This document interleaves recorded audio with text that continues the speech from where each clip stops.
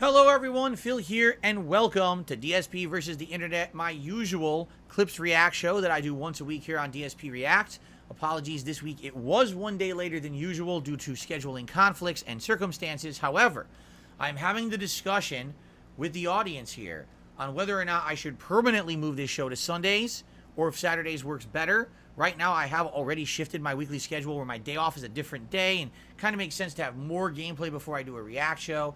Let me know your thoughts as you watch this show on demand this week. Leave comments on the videos and say, would you like this show to continue to be on a Saturday, or do you like having it live on a Sunday instead? Let me know your thoughts, all right? But in the meantime, we're going to get started here. How does the show work? Well, we're about to watch a wide variety of clips from people who are channel members here on DSP Reacts. The way it works is Ultra members, which is the highest level of member support, get their videos watched for sure once a week, and the standard members get their videos thrown into a playlist that's put on shuffle. So every week we have no clue what we're watching. There's big variety, there's interesting stuff, and I'm curious obviously today to see what we're about to watch. We're going to start with Ultra member submissions, and then we're going to head to standard member submissions. There'll also be some Q&A in there from people who are super members and ask questions, and I'm going to answer those as well. So it's always a great time. If you're someone who likes the concept of the show and you want to be a part of it, the best way to do that is to become a channel member today. It is the channel members who nominate these videos and pick what I watch every single week. So thank you in advance to anyone who becomes a channel member, or maybe you want to gift a member to a fellow, viewer here. That's an awesome way to contribute. Thanks in advance. I don't make any money on these videos because they're all going to get claimed. It's the memberships that keep this show viable. All right? All right, folks. Without further ado, let us go ahead and get started. Are you ready? Let's begin and see what the Ultra members had to watch this week. Let me get my handy dandy neck phones on. And let's see what we're going to start with. I have no idea what the hell this video is. Here we go. Hello. I was wondering if you could play that song again. Which one, man? The one that goes beep boop boop bop, beep boop boop beep bop bop, beep boop boop beep bop boop bop, beep boop boop beep boop bop, beep boop boop bop bop, beep boop boop beep bop bop, beep boop boop beep boop bop, beep beep boop boop bop bop, beep boop boop bop. So, just to confirm, is this not called popping and locking? That's this dance style where you're moving your body almost like a marionette in a way, like you're a puppet on a string, and you're freezing your body parts in place, and then you just control certain segmented parts of your body. I think that's what it's called, popping and locking. Beep boop boop beep boop bop, beep boop boop beep bop, Beep bop, boop boop beep boop bop bop, beep boop boop bop, bop, boop beep boop boop beep boop bop. It almost is like stop motion animation in a way, right? bop bop, beep boop boop bop, beep boop boop beep bop bop. Okay. And that was it. Well, it was a good example of popping and locking, I feel. It was not bad at all. People were saying that was Mr. Krabs. It was? That was Mr. Krabs from SpongeBob, apparently. I didn't even know that. Okay. Great. I just can't wait to see every Xbox Live chat room. Here we go. Okay, bye, mommy. I love you. Oh, I love you more. Okay, bye. Shut the fuck up, all of you.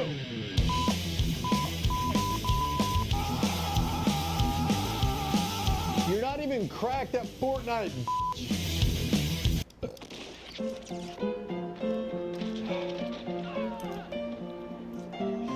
So it's different archetypes. The one guy who just says F the F word a million times for no reason. Okay. All you guys are getting wrecked on this Saturday when I'm too busy getting E-wrecked. I fucked your mom last night. Well, actually, I do not think that is geographically possible because you have a 203 area code as your gamer tag, implying you are probably from Connecticut. I would suggest the New Haven surrounding areas. I live in Connecticut, you fucking weirdo. Why are you starting? Beef with an 11-year-old. This isn't the fucking Dr. Phil show. I am in the 323 range of Los Angeles. So to imply that you took a red-eye flight last night from Connecticut to LAX, then Uber out here, I do not believe you had coitus with my mother. Plus, she was too busy having intercourse with the neighbors. Yeah, I did take a red eye. I flew first class so I could fuck some ass, you idiot. I don't think you're fucking anybody's mom with a gamer tag like that. Your mom would. This is literally the reason why I always have chat disabled. This is interesting. When I started off as a YouTuber, way back in the day, and I started playing yearly games like Call of Duty and stuff, I would leave voice chat on, right? And you would literally hear this shit non-stop, right? It would just be this kind of nonsense. The funny part is, though, it didn't sound like this. It sounded more like this. I effed your mom last night. No, you gotta stop talking about my mom. Because it was always some underage kids who shouldn't even be playing like Call of Duty who would be talking like this. It was 99% of the time, this is exactly what it was. Now, the thing is, the weird thing to me, this is 2 years ago, this video. Like, this was pertinent, like, 13 years ago, right? Like when Call of Duty was at its height of popularity back in the day, this was very prominent. You know, today, I have no idea. Again, I haven't turned on the voice chat of this shit in so long, for good reason. Who the hell wants to hear that shit, right? Like, I just want to play my, I'm like the guy who's like, I just want to play my game, man. Just leave me alone. I just want to play my game. I just want you to, you know, why won't you just leave me alone and shut up and play the game? That's me. To a T. Like, just be quiet, but they won't be quiet. They won't stop yapping. Stupid idiot. I just want to see if there's one more. Spikehead 44. What are you, Joe Rogan's nephew? Yeah, maybe I do know Joe Rogan. Because, you know what else I know? How to bang moms. Ah! Glitch effect? More like bitch effect. I, for one, like that gamer tag. Stop bringing your mic so goddamn loud. You're All right. out my eardrum. How This am I is supposed good. to listen to Slipknot after this? Uh-uh. I can't tell what you suck more on, your microphone or this game. Sure is a shame nobody's blasting music into their headset. Yet. Here we go. All right. This is totally 100% correct. And no, the best one, I wonder if he'll have it. The guy who has a fan blowing into his headset that sounds like he's in a wind tunnel. Do they have that one? There's got to have that one. The answering the phone guy, the entrepreneur, the guy who has his TV. I guess technically the guy who has his TV on, that's one. But to me, it was always the guy who has a fan on and doesn't realize it sounds like you're fucking have a industrial strength fan or tornado blowing into the fucking mic. That's the most annoying one to me. All right, that was pretty good. I'm not gonna watch the whole thing. That was pretty good. It was, you know, dead on hits all, it's hitting the archetypes, right? The archetypes of the different kinds of stuff that happens when you try to use voice chat online. That's why I don't. Like, literally, this is the dead on reason why I stopped using it. You want to play a game, you're trying to get competitive or at least win. And it's like, how can I concentrate on anything with all this fucking bullshit going on with these idiots? So that's why I stopped. Okay. Great British Bake Off is good show. Uncle but Roger, every time they move again. away from making Western cake, they always mess up. Hiya. And today we review Great British Bake Off Mexican Week. Uncle Roger don't have good feeling about this. I don't have a... Wait a minute. I gotta think about this. The Great British Bake Off Mexican Week. Bake Off. Doesn't that mean that they're making cakes and stuff? Why do they have a Mexican food week? It has nothing to do with baking cakes. It doesn't make any sense at all. Why would they even be seen as authorities on that? That doesn't make sense to me. Looks like he has a special guest for this one. Good feeling about this either. Is this actually the first frame? Yeah, minute 0. Oh my goodness. Take a deep breath, Uncle Joshua. It's all gonna be okay.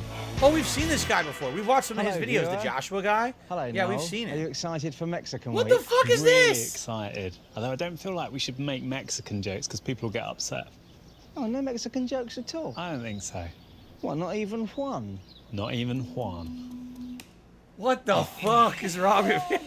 There's no way. You know how many people This was the has to pizza guy. This is the guy who made the pass through to be pizzas. approved to go Okay, on this is the guy who television? made the different pizzas. Right. And you're okay. That's why, right? He's another food YouTuber.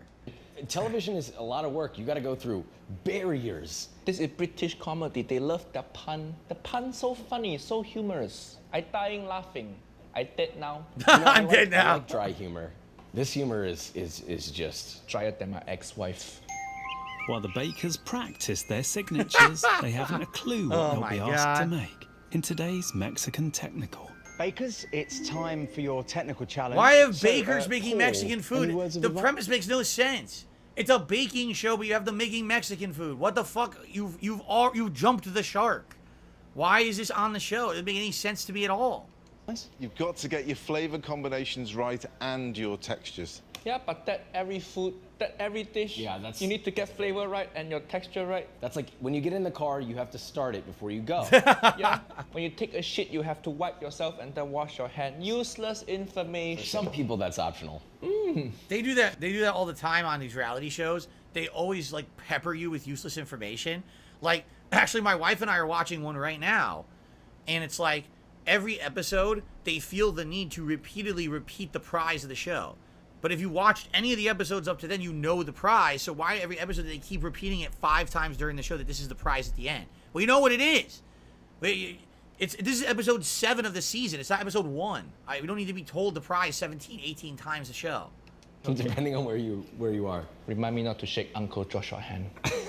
I didn't say I didn't. I mean, For your technical challenge, Paul would like you to make 8 Mexican tacos. Your tacos Mexican should be made. Because this has so much to do with baking on a baking show. Mexican tacos, right? first off, that's redundant. Mexican tacos. Why would you say Italian spaghetti? It's also not baked.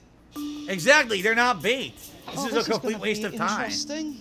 Tacos, new one on me. This is the attempt of the show to make a disaster episode on purpose. Like, they know that people will not do well because it's a baking show, but they got them frickin' making Mexican food. It's the stupidest thing. Here, let's fast forward to them actually, like, making the food. Here. Steak.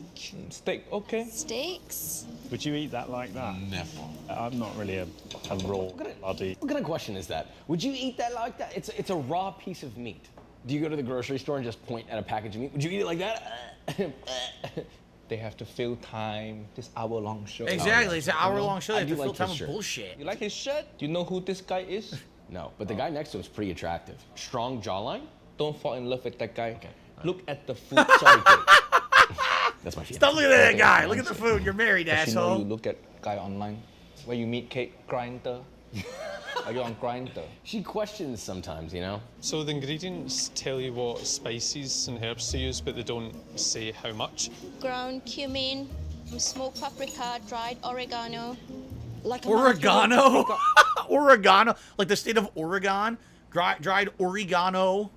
Yes. Oregano. Uncle Roger think that too many different spices. It's supposed to be simple. I mean, I guess for seasoning the meat, a lot of the time it's like salt, pepper, and like a few spices and lime juice, and you could call it a day, but... That's I am flinging things into That's a lot of bowl with spices, gay it's true. abandon. It's like a crazy And spice toasted combination. Gay abandon. Oh, Dangerous. that's a British thing. Yeah. If you say that in America, people will be really confused.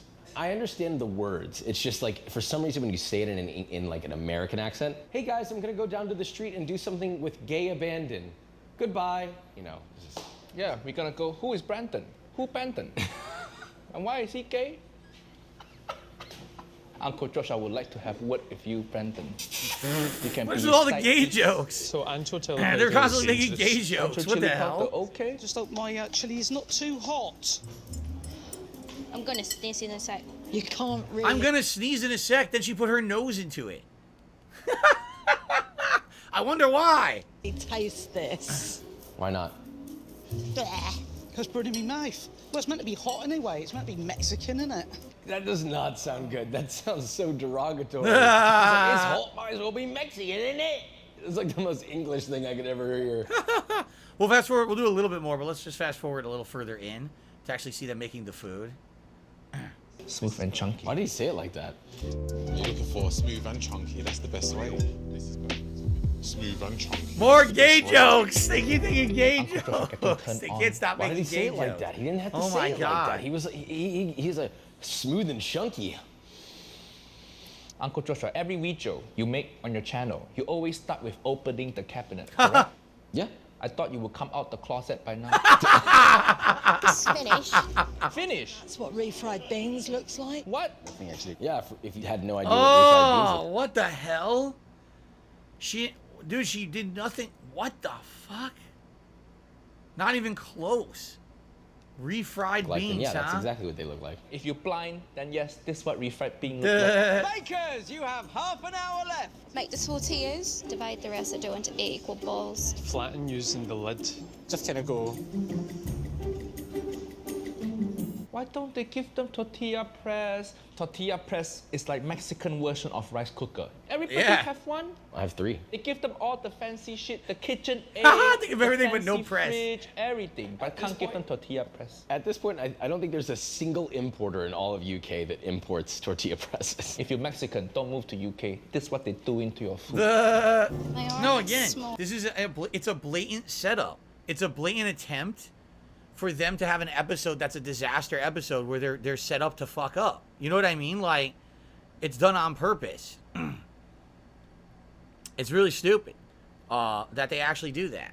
All right, that's enough of that. We watched a little bit of Uncle Roger. I think we've had our fill of Uncle Roger for a while. Let's continue. I once walked into a car dealership and there was a Lamborghini and there was a Ferrari.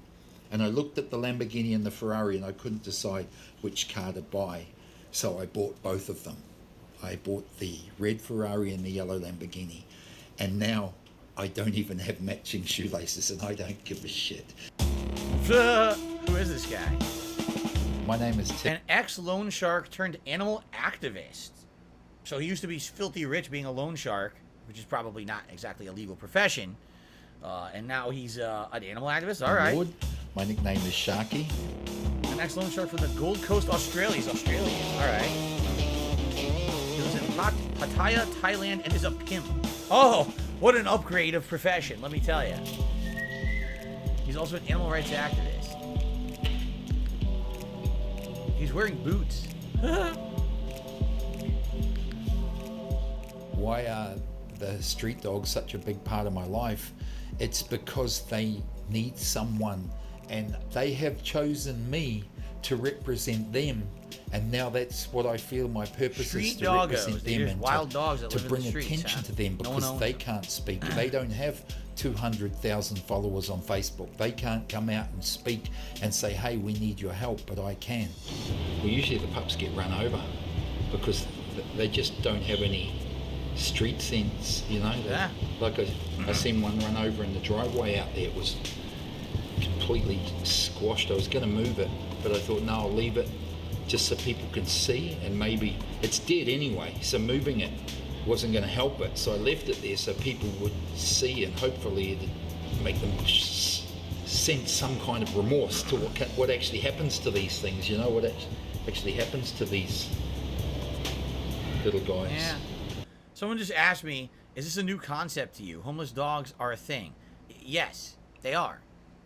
But in the United States, at least, it's a place that I lived, it's an exception. If you see a stray dog walking down the street with no collar, you feel bad. You might want to rescue that dog, take it in, see if it has an owner, or, you know, to a shelter or something. You know, you don't want to see a dog out there. These are domesticated dogs. These are not wild hounds living out in the woods. They're not wolves. These are dogs that are supposed to have owners that are human that take care of them. You know, they're not supposed to be living out in the wild, like you just said. As pups, usually they get hit. They're not meant to be wild dogs on the street. Here in Pattaya, there are hundreds of hookers selling their pussy on the beach. I have actually had hookers say to me, "Sokopon," when I walk with the dog, which is dirty. You're dirty, you're walking with a dog, you know? It's like, hey bitch, I'm not sucking cock for a living, you know? Sure, I walk with a dog and I feed with a dog. You're sucking cock for a living, but they don't get that. They look at the dogs as being dirty creatures, you know, probably the lowest form of life. It's a cultural... I don't think of a dog as a dirty creature. I mean, a dog's not as cleanly as like a cat. Cats are very cleanly creatures just naturally. They clean all the time. But I don't think that dogs are necessarily dirty creatures. I mean, it really depends on its environment, its upkeep. You know, does someone take care of it? That really determines how cleanly a dog is. They're not filthy animals, right? And that really has to change. What advice would I give to a man coming to Pattaya to find love? I don't really... All right, that's enough of this.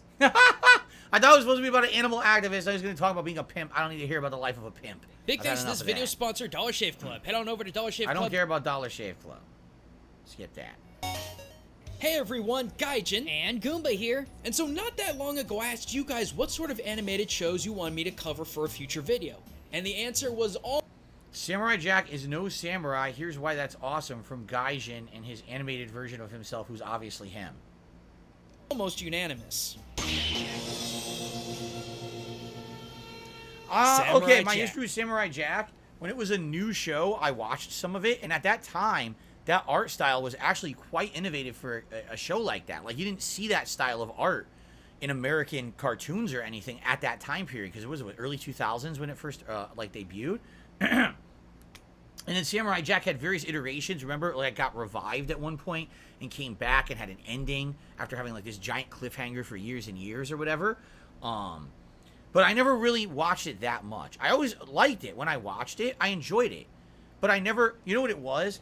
I never knew when it was on.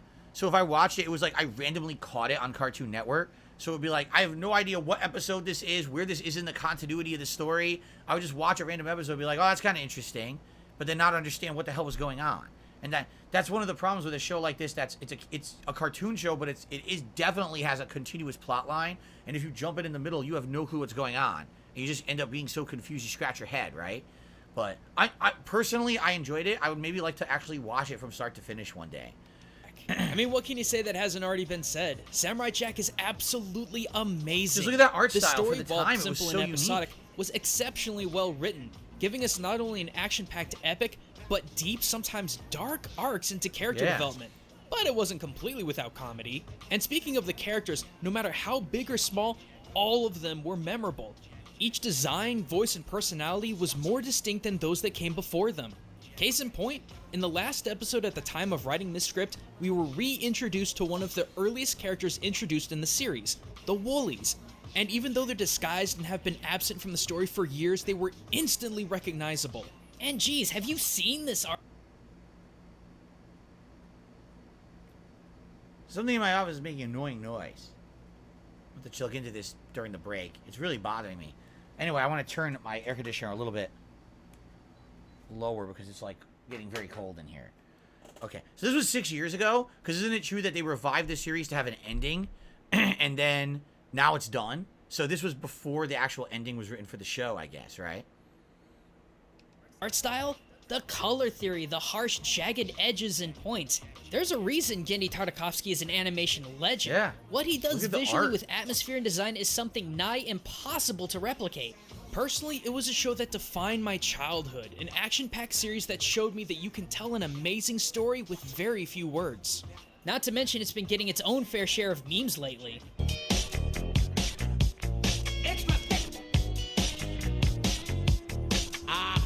So I sat down and pondered, what could we talk about? I mean, there was a lot to consider.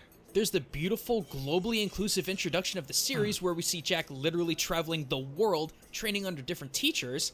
China, Arabia, Central Africa, Oh, I didn't even know Egypt, this. I never saw this Greece, episode. England, Northern Europe, Russia, Mongolia, Tibet. It was absolutely astonishing seeing how many cultures were represented in just the first episode. But then there's the individual characters themselves. I mean, you could go so far as to say that Aku, real original name by the way, was little more than a walking, talking Hanya mask. Fitting considering the mask was used to personify obsessive, jealous characters in no drama, and Aku is nothing if not obsessive and dramatic. I'm not even kidding you. That's the first time I realized that. He's a Hanya mask. I never put my finger on it until you just said it right now. He's right. So, okay, Derek is saying the original show was in the early 2000s, ended in 2004. It was revived in 2017, and that's when this video was made. So that's when he's talking about the revival here. Okay. But despite all these ideas we were cobbling together, there was just one thing that we couldn't escape. The samurai. Samurai Jack. Samurai Jack.